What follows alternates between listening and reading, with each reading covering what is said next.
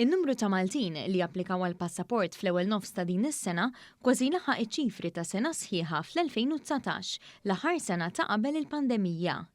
ċifri li kiseb One News minant l-Aġenzija Identity Malta juru li sal-aħħar ta' Lulju ta' din is-sena inħarġu aktar minn 36,000 passaport mill-uffiċini tal-Aġenzija fil-Marsa.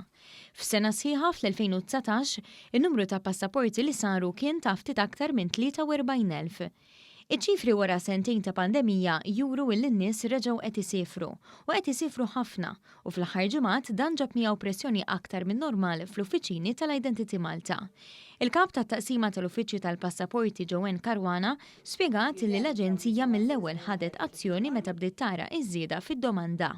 Il-flow tan-nies kienet ta' numru daqsxejn mhux ħażin u bekk kien qed ikun hawn ammont ta' kjus. Aġenzija mill-ewwel ħadet il-miżuri neċessarji fejn l-ewwel ma minna estendejna l-ħinijiet, rajna li mhux biżżejjed u estendejna anke l-ġranet tal-ftuħ.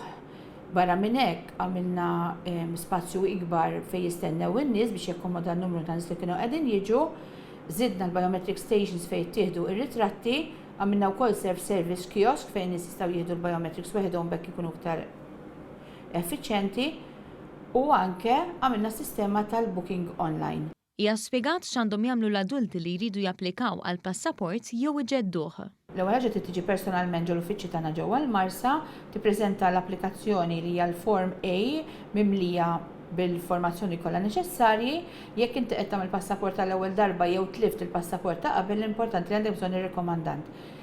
Għandek bżonn ukoll l-ID card oriġinali u valida u kopja tagħha minn wara u minn quddiem. Fejn jitlu it-tfal ikun hemm bżonn li fl-istess formula jiffirmaw il-ġenituri u rakkomandant u jekk it-tfal ikunu taħt l-14-il sena ikun hemm ritratt iffirmat mill-istess rakkomandant. L-istess dettalji japplikaw għal minorenni li għandhom aktar minn 14-il sena. Iżda dawn iridu jippreżentaw ukoll il-karta tal-identità oriġinali u valida tagħhom. Il-kap tat-taqsima kompli tispjega l-proċess biex wieħed jiġbor il-passaport ġala darba jkun lest.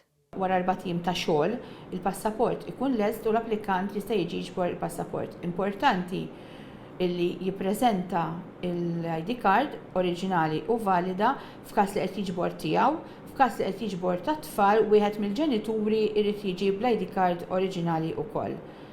Dan isir minħabba illi nkunu niċċekkjaw li l-ġenitur ġie jiġbru. Nirrikmandaw ħafna wkoll biex jevitaw li jqogħdu fi queues li jsir appuntament anki biex jinġabar il-passaport. Għal aktar informazzjoni jew biex isir applikazzjoni għal passaport, wieħed jista' jidħol fuq is-sit elettroniku www.identitymalta.com.